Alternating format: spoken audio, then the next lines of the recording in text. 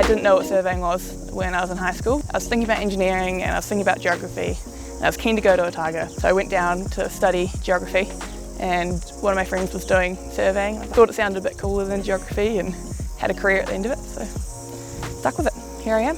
I love the variety of my job. It's really cool to be able to work outside, work inside, depending on how I feel. You get to deal with an amazing amount of people, from really smart clients, consultants, guys on site that are really crack up that you can have yarns to. Never a boring sort of day or conversation with someone. The people in the industry are what make it really great. All walks of life, different personalities, you know, you don't have to kind of be super clever and you don't have to be super strong, you know, because there's so many different branches. You get people from all different shapes, sizes, ages. It's the people that make the job fun. My first introduction to surveying was just the student counsellor telling everyone that you get a guaranteed job. You get to go indoors, outdoors, you get to do a bit of maths, you're challenging yourself, and that was enough for me, and I jumped into it without any prior experience apart from being told that information. Yeah, I was completely clueless going looking at uni. I knew I wanted to go and do something, but I was kind of scared that I wouldn't get a job at the end of it if I just did something useless or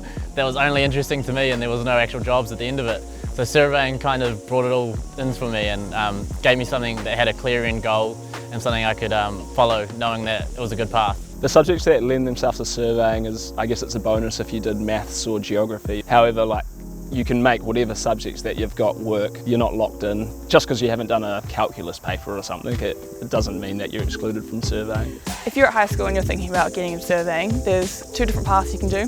One of them is going down the technician route. That's 2 years, you can do that at a polytech, and that you come out and you're a survey field technician straight into a job.